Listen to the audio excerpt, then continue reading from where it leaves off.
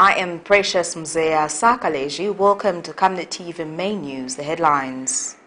A 2-year-old baby abandoned by parents. Latest UN report reveals Zambia's flaws in the implementation of corruption laws. President HH wants industries to pay lower levies. And in international news, Gambia urges compensation for families of 70 children. And in sports, Barcelona have dropped out of the Champions League. Details coming through after this commercial. You know I can take her a bit. Yes, my dear. I was thinking of getting you a Bugatti on your birthday. Really? I'm quiet. My name is Yana.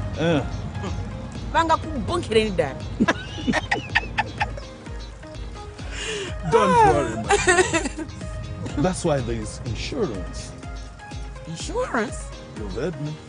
Not just any kind of insurance, but Savenda General Insurance, a company that offers superior customer service, highly professional and dedicated staff. We are not just any insurance company, but an insurance company that actually pays our claims. We cover, among others, fire, marine, aviation, engineering, agriculture, motor vehicle, and miscellaneous insurance. So, live life to the full, knowing that Savenda General Insurance has got you covered. Savenda General Insurance. Insurance excellence. Are you going in grade 6, 8, 10 or 11 in 2023?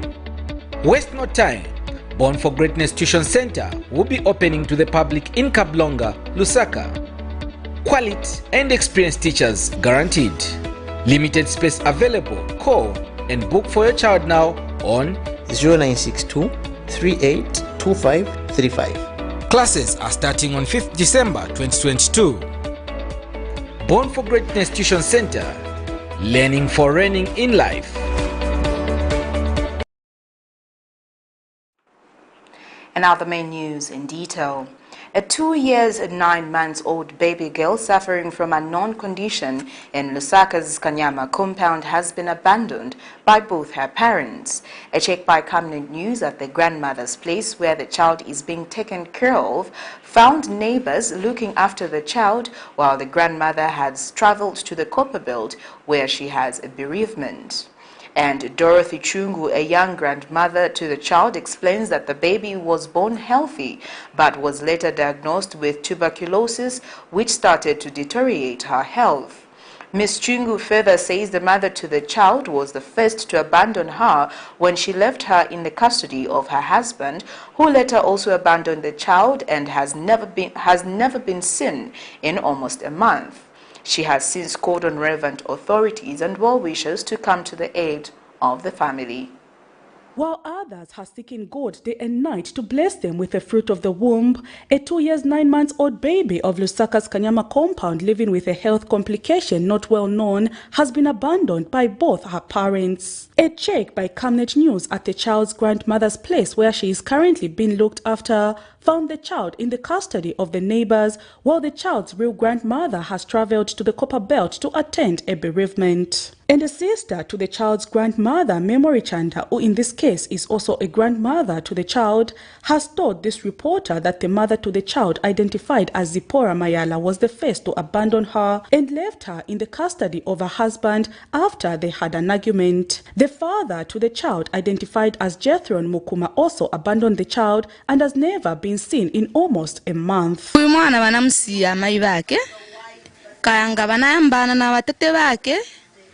Batate bake nabevinze kuchita bwanji kunyamuka kubotuma chefoni kuri mfana after mutumira foni nomuzati nigwirire ko mwana na kukwera motoka na kuyamba hapo suchabi ndemwe bana musiyira mwana we kumutaba ne bana taba papita 1 month apatenda 2 months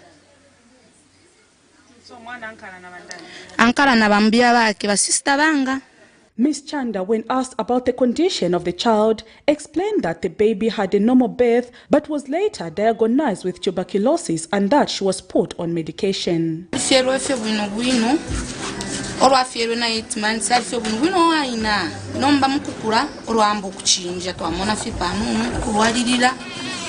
panono mwaingira mutiechi bamutekako mwafume fufine efu achinja 15 pa first squad ati TB iyo TB bampako si fufine pakefu apuishisho mtu uyo yare bafuma in out mu hospital ku TH. She has since called on well-wishers as well as the social welfare department to look in the plight of this innocent girl, adding that a grandmother who is only selling samosas has been faced with challenges in taking care of her. Singa koti no kusuma meno ngamle muri chef yakula kula suma spooni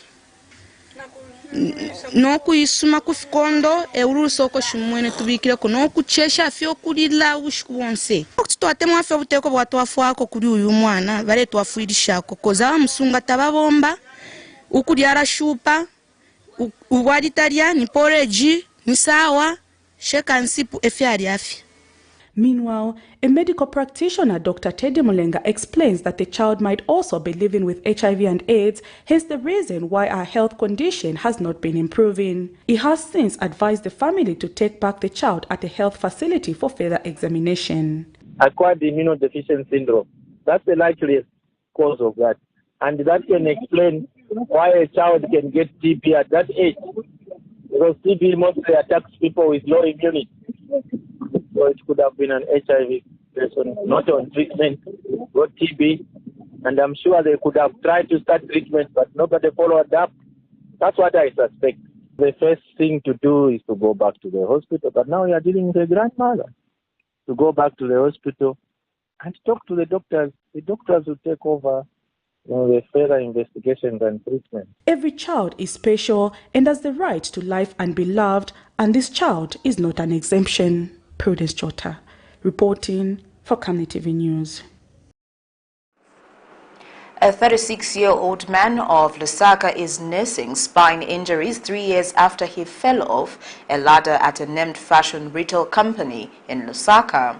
In an interview, Nicholas Kabambi explains that he was working as a visual merchandiser at Foshini retail shop located at Lusaka's Mandai shopping mall when he fell off a ladder in 2019 while restocking clothes and has been suffering a spinal problem since then, which has left him unable to work.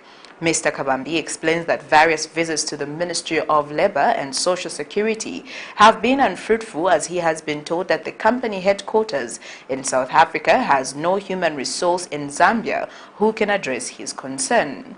Meanwhile, Camnet News has reached out to the accused company to get their view on the alleged occurrence. Various stakeholders have been observing that Zambia's labor sector is in need of serious scrutiny due to the ever-increasing number of labor disputes, most of which are never resolved. Amidst high unemployment levels in the country, many citizens jump at any employment opportunity, a scenario which concerned parties feel has led to many employers taking advantage of their employees, subjecting them to low pay and overall poor working conditions. This is the case of 36-year-old Nicholas Kabambi of Lusaka, who says he was working at Foshini Retail Company at Lusaka's Manda Hill branch as a visual merchandiser responsible for displaying the clothes when he fell off a ladder and injured his spine in 2019. Mr. Kabambi alleges that he has never been compensated or paid his dues after he could no longer work due to his injury. Because in the Middle I've got my 2 children who are not okay, and I'm jobless, I'm not working, my children haven't been going to school, and I want someone to help me to come in this situation and be able to help us as a family. You know, I've worked for this company, shakwatapo criminal record yonse na libomba, and at the end of the day, it's just common sense. For 11 years. It's a long time that I've dedicated myself to this company, and hence I want them to help me by just paying me my benefits that I've worked for, and also my salary arrears for 2 years now. I want to also look at my children's life.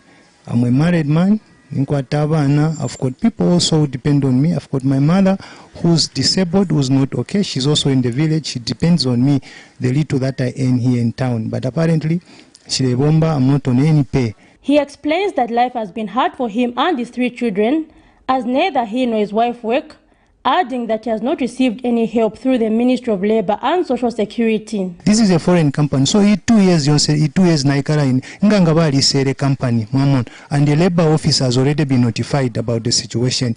So a company Ngabali sere, imagine Ngabali sere company, South Africa.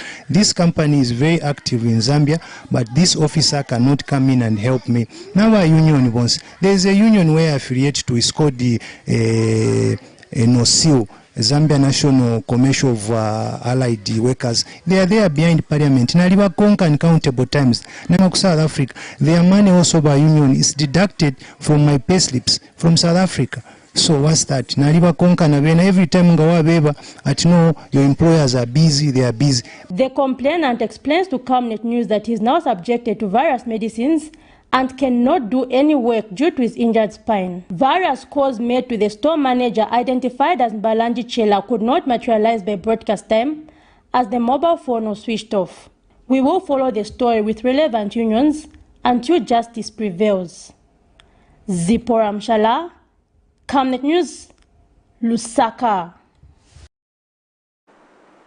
The Anti-Corruption Commission has arrested and charged the former Ministry of Health head of procurement for conspiracy to defraud the government of the Republic of Zambia over 17.9 million United States dollars. Wilson Lungu, age 38, of Chalala Waterworks area, has been charged with one count of conspiracy to defraud the state, contrary to Section 313 of the Penal Code, Cap 87 of the laws of Zambia. Details are that between 1st January 2019 and 31st January 2021, Mr. Lungu jointly and whilst acting together with other persons did conspire to defraud the government of the Republic of Zambia in the manner in which Honeybee Pharmacy participated in the tender to supply and deliver 50,000 health center kits and was consequently awarded a contract for supply and delivery of 22,500 health center kits valued at over 17.9 million United States dollars. SAC Head of Corporate Communications Timothy Mono says Mr. Lungu has since been released on bond and will appear before the court soon. The Commission recently arrested and charged former Minister of Health Dr. Chitaru Chilufya, former Ministry of Health PS Administration Kakulubelwa Mulalilo, and Honeybee Pharmacy Limited Director Abdurauf Motala, Zakia Motala, and Imran Lunat for the same offence. A latest report from the United Nations UN has revealed that Zambia has poor implementation of its corruption laws despite having good anti-corruption laws, paging the implementation of existing corruption laws in Zambia at only 20%. Reacting to the matter, stakeholders, among them Republic and Progressive Party RPP acting president Cassius Akapelwa, says such reports bring to the fore matters that need to be addressed by the current administration in order to win the fight against corruption at 100%.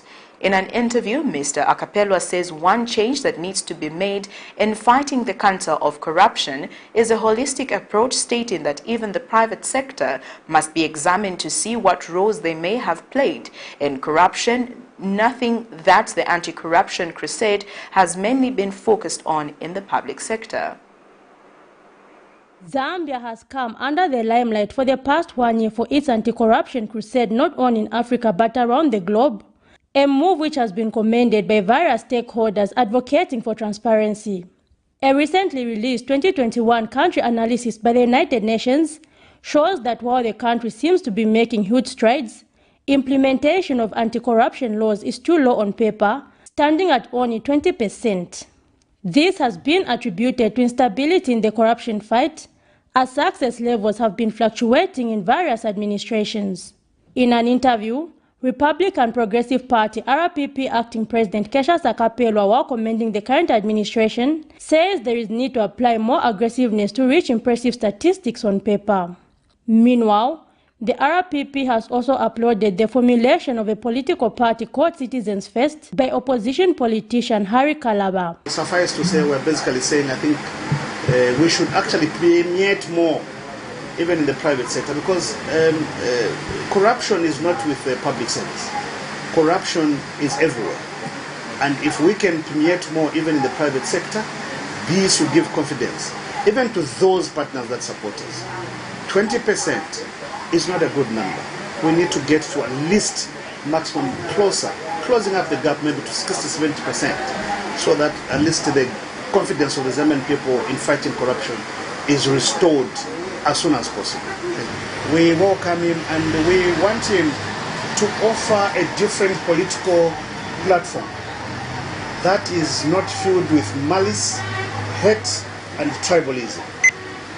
I only hope is bringing to the fore of politics that is full of sanity. In a separate interview, Third Liberation Movement Party President Enoch Tonga has also given his views. We agree with the report when the UN report indicates that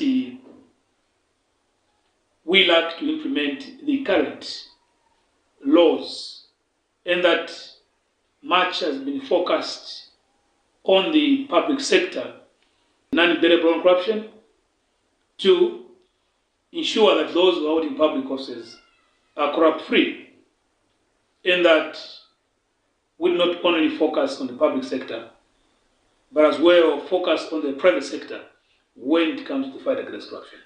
The political stakeholders say they long for a time when Zambia will be an icon of transparency and accountability around the world. Zipporah Mshala, Camnet News, Lusaka. Chongwe Municipal Council has revealed that it has disbursed a total of 406 school bursaries and empowered 342 youths in skills development under the 2022 Constituency Development Fund so far. In an interview, Council Public Relations Officer Cecilia Msonda reveals that the Council has further approved the procurement of 625 school desks across all schools in the districts. She adds that the Council also awarded various grants to cooperatives, constructed modern ablution blocks at schools, as well as drilling of 28 boreholes in the community. The Council approved for implementation have been disbursed, and under the CDF component for bursaries, a total of 4,658,667 kwacha, 47 ingwe, was approved for implementation for the whole year, and of which a total of 406 pupils have so far been sponsored under the secondary boarding school bursaries, and under schools development, a total of 342 youths have been sponsored to various TVETA institutions. With regards to CDF grants, a total of 1,953,200 kwacha was approved for implementation for the whole year for 99 clubs, which include the first quarter, 24 groups and cooperatives, of which 470,085 kwacha has already been disbursed. Then under the second quarter, we have 24 clubs that have already received 488,000. Then under the third quarter, we have 24 groups and cooperatives that will receive 488,000. Then under the final quarter, we have 27 groups and cooperatives that will receive 507,115.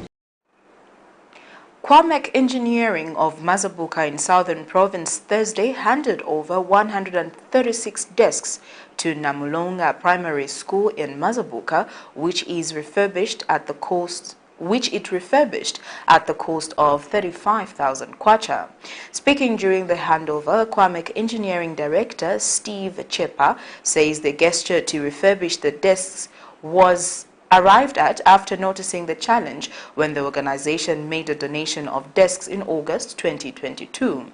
He says the company was also motivated by the desire to be a responsible member of society by giving back to the less vulnerable. Mr. Chepa is hopeful that the desks will help the government achieve its goal of providing free education to all in a conducive learning environment. Mazabuka District Education Board Secretary Christesa Mwale thanked Kwamek, saying that the donation is timely considering the requirements that the school has for future for furniture ahead of examinations. Meanwhile, Kaunga Ward Development Committee Chairperson Nkalamo Musonda has challenged the business community in Mazabuka district to emulate Kwamek. Just like we live in our homes, we are families where different people have got different abilities. So each member of the family has a responsibility to contribute to the family in a positive way. So for us, we thought we can do something by supporting the efforts of the New Deal government in the leadership of His Excellency, who has attached great importance to education. The director of Kwamek Engineering pledged. In fact, he gave me a call on his own to say, Mr. Councillor, I have a gift for your ward. In my mind, I have no longer primary school. I want to donate a few desks. I was delighted to receive that message as a councillor, of course. It's like the Spirit spoke to him, because at that time, we're just drawing a program to meet the deficit of the desks that we need at this school before Monday next week, which was a target of 230 desks. At that time, the school had slightly above 50 desks against, if I'm not mistaken, 800 pupils. We are humbled yet again this afternoon for great work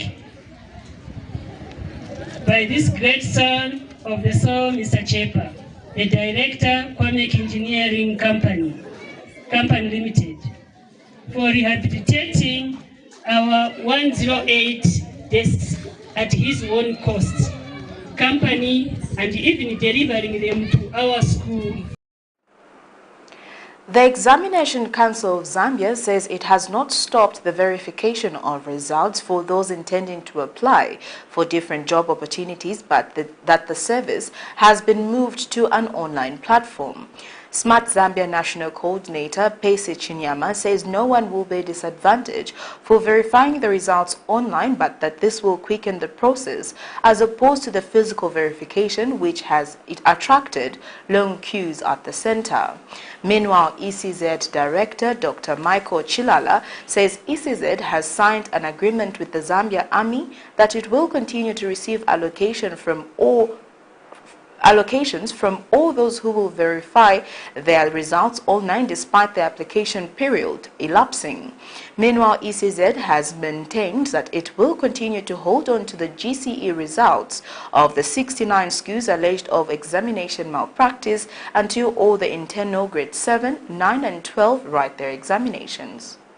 Examination Council of Zambia ECZ offices across the country have been one of the busiest in the last few days as candidates have been flocking the center trying to verify their grade 12 results, as it is a requirement if one wishes to apply for recruitment in the Zambia Army, Zambia Air Force, the Zambia Correctional Service, as well as higher institutions of learning. To minimize on the traffic at ECZ offices, the council, working with Smart Zambia, has introduced an online platform where candidates can now verify their results without having to physically go to ECZ offices. The moral of this meeting is to let the people of Zambia know that there is an option that does not require us to physically go to the centers to get verification results or to have a verified copy of the results. Meanwhile, ECZ Director Dr. Michael Chilala says the council has signed an agreement with the Zambia Army that all those who will verify their results online but experience some delays will continue to send their application even when the application period elapses. Advising them to make payment using either mobile money or through Bill Master at the Zanaco agents or Zanaco Bank itself. They must print the copy of the evidence of payment and attach it to the application. Then they just need to submit their application. Once they attach the copy of the evidence of payment, we will use that now to use the online verification of results system so that we can verify their results and they will also not be disadvantaged in any way. And a group of more than 300 candidates who sat for the GCE 2022 examinations will have to miss out on the opportunities as ECZ maintains that it has evidence of malpractice on all the schools whose results have been withheld. Imagine you helped someone who was in exam malpractice to become a medical doctor and they are to conduct surgery on your mother. What do you expect? So the public needs to realize, yes, we have seen demonstrations, we've heard people saying they want their results. They should have written genuinely in the first place if they wanted the results. So we have a process we are following. We are creating every opportunity for everyone who deserves the results, but we will not be pushed to release results for people who were involved in examination malpractices. Then we will be complicit to the crime if we did that. The use of technology has now been making it easy for the world, and Zambia should continue to tap in the space to ensure that service delivery is not disrupted. Prudence Chota, reporting for Camnet TV News. Christian Churches Monitoring Group CCMG says it has noted several violations of the Electoral Code of Conduct by candidates and their supporters, particularly the United Party for National Development UPND in the just ended Kabushi and Kwacha constituencies by-election. CCMG Steering Committee Chairperson Bishop Andrew Mwenda says the group observed multiple acts of voter inducement involving United Party for National Development UPND officials as well as the current Minister of Youth, Sports and Arts Elvis Nkandu in support of the party's parliamentary candidates. Bishop Mwenda also says the group CCMG noted with concern the restriction of campaign necessitated by the President and Vice President's campaign activities outside of the agreed campaign schedule. He has since called on the Electoral Commission of Zambia ECZ to proactively investigate the said violation and enforce Section 15.2 of the Code of Conduct.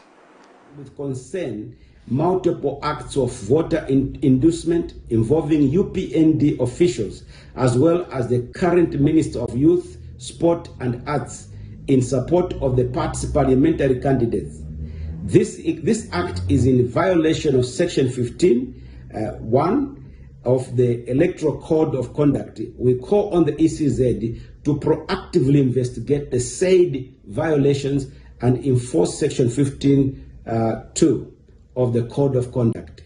Voter education targeting special interest groups, women, youth, and persons with disabilities was low, with only 25% of CCMG's monitors reporting having witnessed or heard of voter information education activities.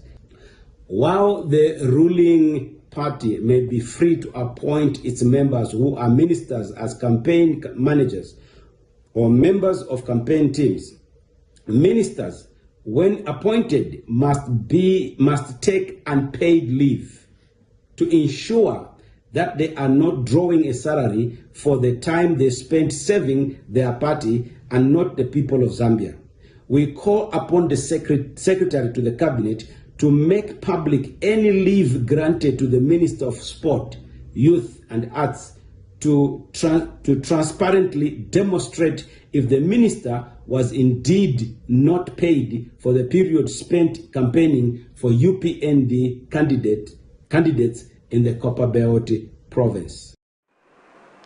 President Hakainde Hichilema has disclosed that he wants industries to pay less levies in order to grow the agriculture sector.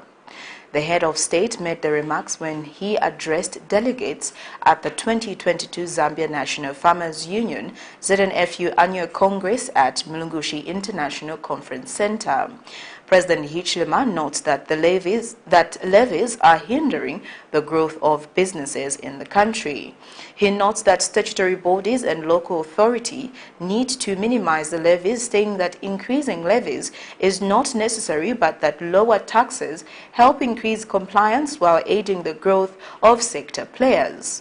The President has urged the farming community to take advantage of the UPND government towards creating a conducive business environment in the country. There's no question about this. But it's a fixation that I've seen in the public sector.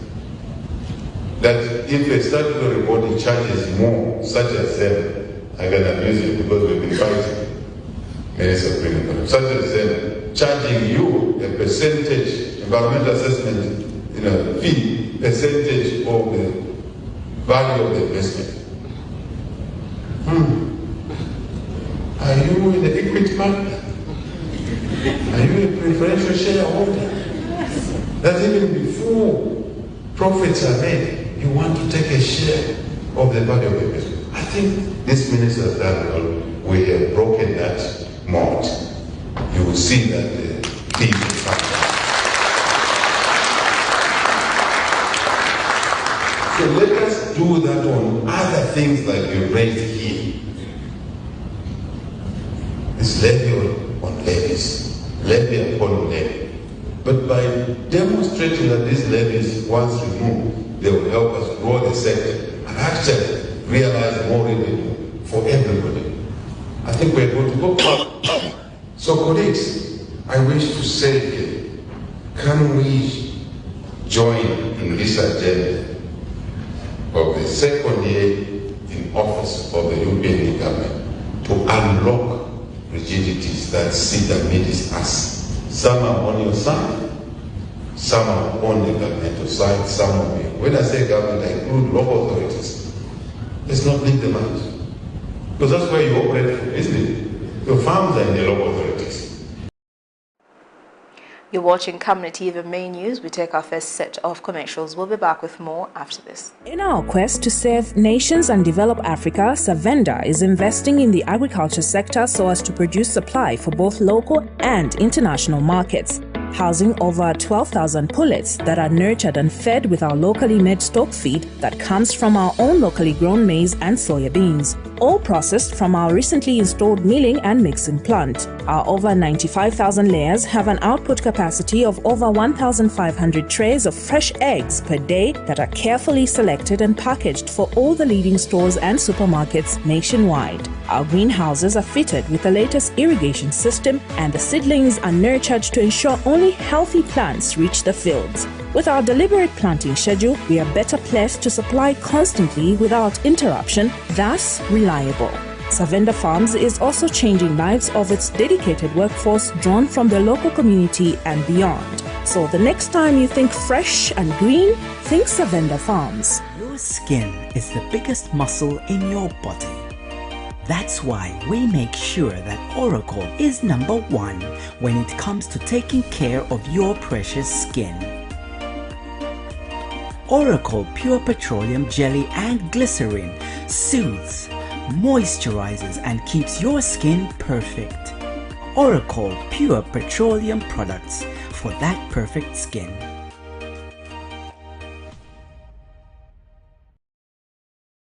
Are you going in grade 6, 8, 10 or 11 in 2023? Waste no time. Born for Greatness Tuition Center will be opening to the public in Kablonga, Lusaka. Quality and experienced teachers guaranteed.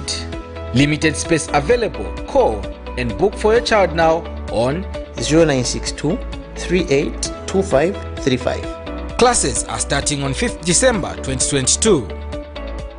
Born for Greatness Tuition Center. Learning for reigning in life. Thank you for staying with us. We continue with the rest of the main news. Chief Justice Mumba Malila says the electoral dispute resolution process has resulted into an unprecedented increase in election petitions from the 2021 election as compared to the 2016 elections. Justice Malila said a total of 348 election petitions were filed before the High Court and the Local Government Tribunal in 2021. The Chief Justice said he was, however, proud that despite the overwhelming workload, the High Court and Local Government Election Tribunal discharged their adjudicatives' duties within the statutory set timelines. Justice Malila noted that electoral justice is a center of integrity and transparency of an electoral system, adding that any aggrieved person is free to approach the court for timely enforcement of their political rights. He said this in a speech read on his behalf by Acting Deputy Chief Justice Roy Dakaoma during the official opening of a two-day stakeholders engagement workshop on lessons learned from the 2021 electoral dispute resolution process held in Lusaka today. And United Nations Development Programme UNDP resident representative Leonel Lawrence has commended the judiciary for the planned review of the Constitutional Court rules regarding presidential and parliamentary election petitions. Mr. Lawrence has meanwhile pledged UNDP's commitment to the Electoral Dispute Resolution Partnership. He said the judiciary should ensure that it is in position to reflect and take stock of existing electoral dispute resolution processes and mechanisms to the betterment of the electoral process.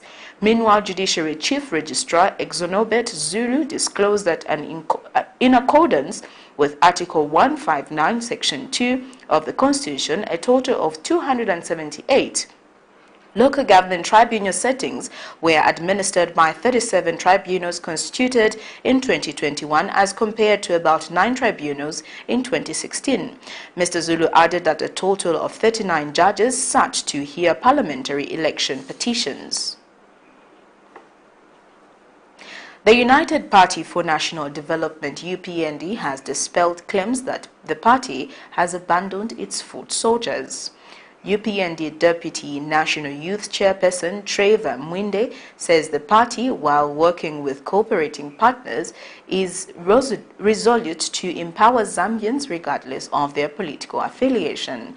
Speaking when he came to the aid of the artist who sang campaign songs in the run-up to the August 12, 2021 polls by facilitating the provision of an artificial leg.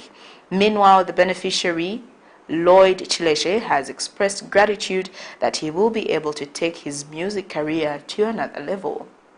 There has been talk about the United Party for National Development UPND having abandoned people who contributed to its victory, with various youths demonstrating to express their displeasure. But it seems things are changing for the better, as we saw Andrew Chisala, also known as Caveman, the man behind the song Arequisa Driver, and the main campaign song for the UPND during the August 12, 2021 general election. He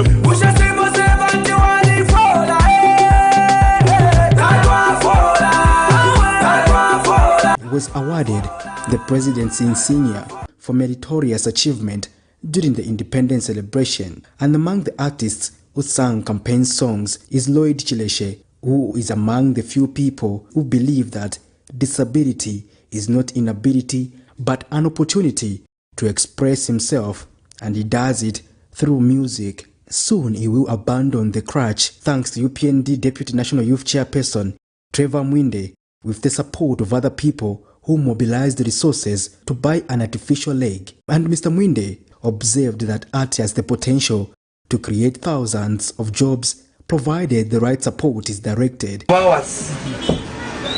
Naena afira kwata capacity ya kuibombera buno bwino wale endafye buno bwino namolu yabiri twatacha kwa abanesu. There are many people that we can mention here that we have walked within the journey of promoting the music industry around the country in a non-political way.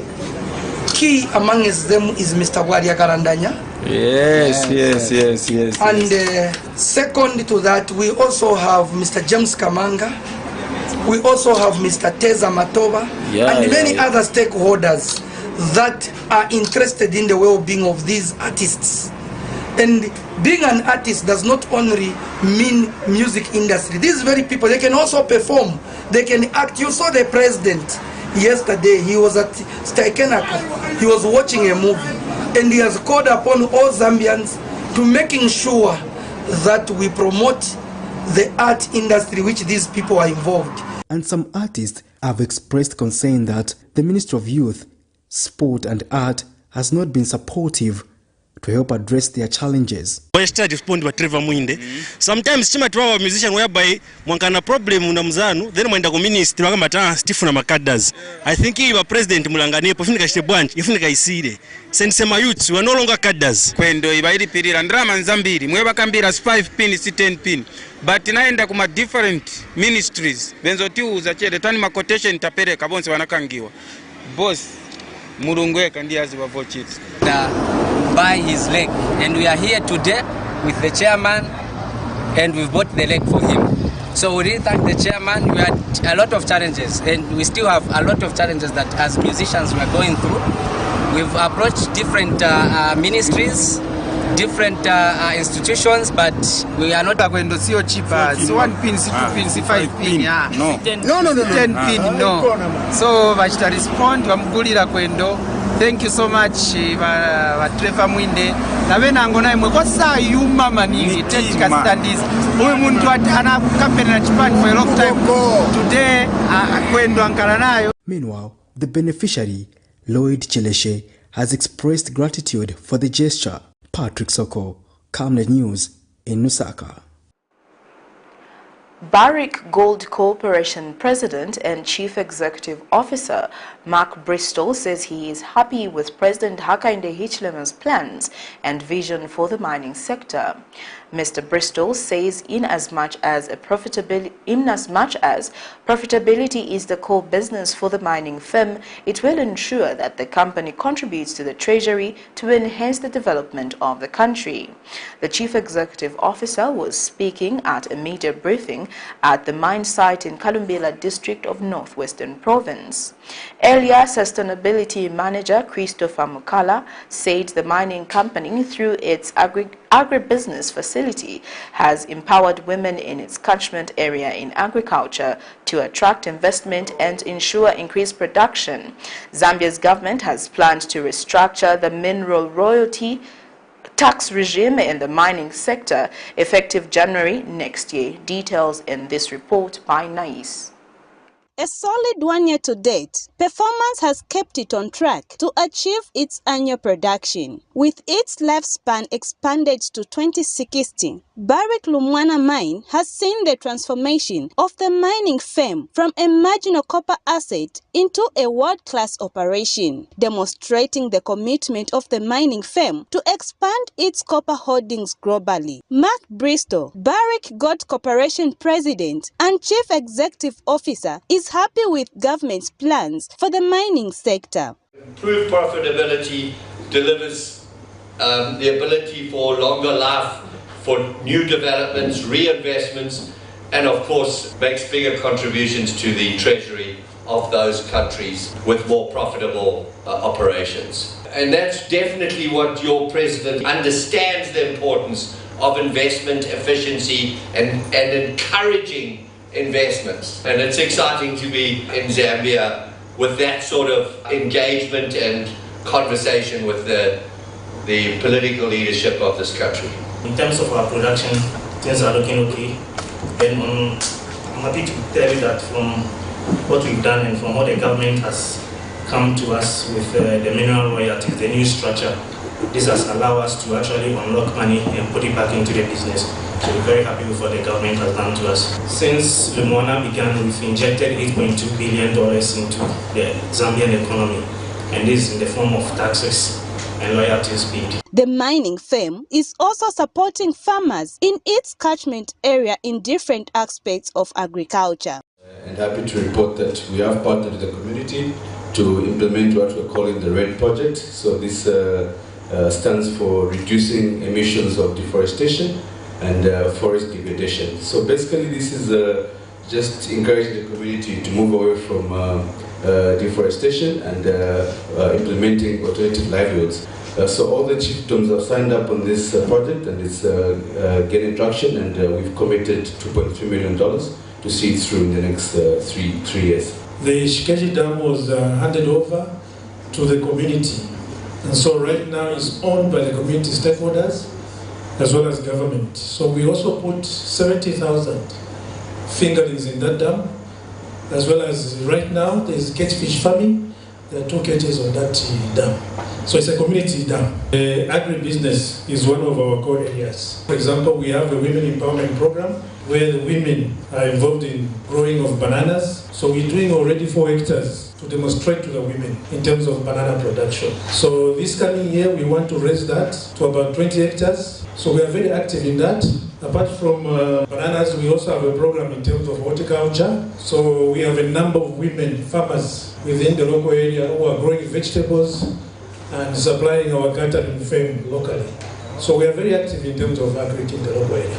As part of its corporate social responsibility, the company has handed over checks of 10,000 United States dollars each to God Glory Orphanage and Kalumbila District Disabled Association. We really appreciate them, and we are determined to make sure that we see the well-being of both the orphans and the widows. Of course, this time around we have even started a project of keeping chickens. The project itself is not okay, but as we've received this money from Barrick, we'll make sure that we run our businesses very well so that we continue helping the children. From 2019 to date, Lumwana's financial fortunes have been turned around from a marginal copper asset to a world-class asset. Betha Pata reporting in Kalumbila District, Northwestern Province.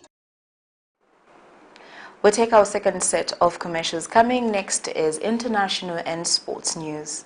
From time immemorial, we have had different types of lighting options, from those that can burn down our investments in minutes to those that dig holes in our pockets due to constant replacement and huge consumption of our ZESCO units. Savenda Electric introduces the new and advanced electric bulb with cutting-edge technology of LED that has low power consumption, gives out bright white light, and lasts up to 25,000 hours. Savenda Electric manufactures all types of LED light, like plastic LED fluorescent tubes, down lights, ceiling lights, outdoor fittings, and solar street lights made to customer specifications. Let's live on the bright side of life by choosing the wide range of Savenda electric lighting solutions that are available in all leading stores and supermarkets countrywide. For orders, call 0962-642-490 or email jnbunda@savenda.com or pchabula@savenda.com. Are you going in grade 6, 8, 10 or 11 in 2023? Waste no time. Born for Greatness Tuition Center will be opening to the public in Kablonga, Lusaka. Quality and experienced teachers guaranteed. Limited space available. Call and book for your child now on 0962 382535. Classes are starting on 5th December 2022. Born for Greatness Tuition Center, learning for reigning in life.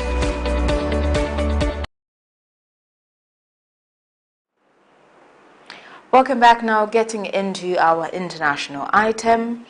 Gambian lawmakers on Wednesday urged compensation for the families of 70 children who authorities believe may have died after taking a contaminated cough syrup imported from India.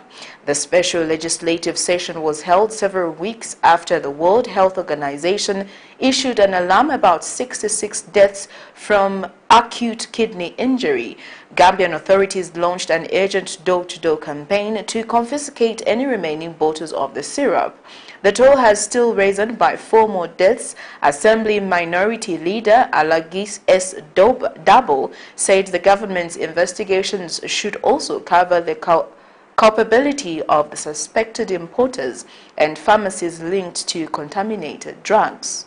Lawmakers later adopted a motion saying that the government inquiry should further review the laws and regulations governing drug importation and licensing. Compensation for the families also remained at the forefront of Wednesday's session. Here's a roundup of international news. Gambian lawmakers Wednesday urged compensation for the families of 70 children whom authorities believe may have died after taking a contaminated cough syrup imported from India. Lawmakers later adopted a motion saying that the government inquiry should further review the laws and regulations governing drug importation and licensing. The special legislative session was held several weeks after the World Health Organization (WHO) issued an alarm about the deaths, 66 from acute kidney injury. Gambian authorities launched an urgent door-to-door campaign to confiscate any remaining bottles of the syrup. The toll has since risen by 4 more deaths. Wednesday's meeting also drew grieving family members. The WHO's Medical Product Alert says 4 cough and cold syrups produced by Maiden Pharmaceuticals Limited in India have been potentially linked to acute kidney injuries in children. The UN Health Agency has said that it is pursuing investigations with the company and regulatory authorities in India. More than 42,000 cough syrup bottles have been collected out of the 50,000 that initially were imported to Gambia by the company. Human rights organizations demonstrated in Rome on Wednesday against the renewal of an agreement between Italy and Libya to prevent migrants and refugees from reaching the European coasts. The demonstrators claim human rights are blatantly violated.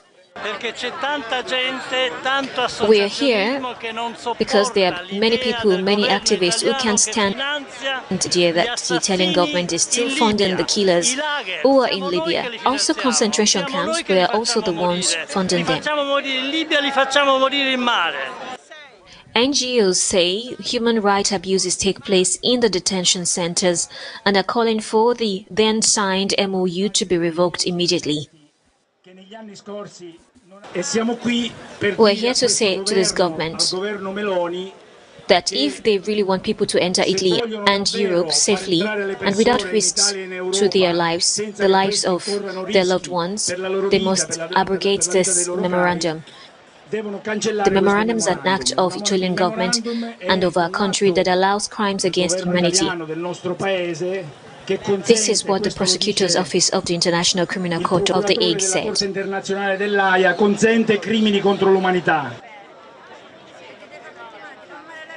Unless the Italian government revokes it, the agreement will be automatically renewed for 3 more years. The world's top cocoa producers, Ghana and Ivory Coast, are boycotting meetings in Brussels this Wednesday and Thursday of the World Cocoa Foundation on cocoa sustainability. Authorities in the 2 West African countries accuse multinational chocolate companies and traders of blocking measures to improve cocoa farmers' incomes. Their grievances concern the living income differential, LID, set at a standard of $400 per ton, but traders set a negative differential for the 2 nations at $260 per ton. In July 2022, a further decision was taken to no longer sell their cocoa with negative country differentials. Ghana and Ivory Coast account for about 2/3 of global cocoa production, but farmers in those countries earn less than 6% of revenues in the chocolate industry valued at more than $100 billion a year. The World Cocoa Foundation, a group representing 80% of the global market, says its 2022 meetings are to discuss steps to improve farmer pay, to combat child labor and end deforestation linked to cultivation of the crop.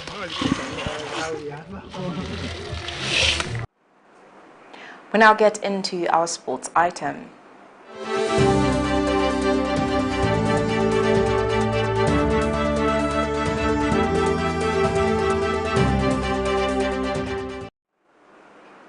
Barcelona has dropped out of the Champions League for a 2nd successive season under Xavi.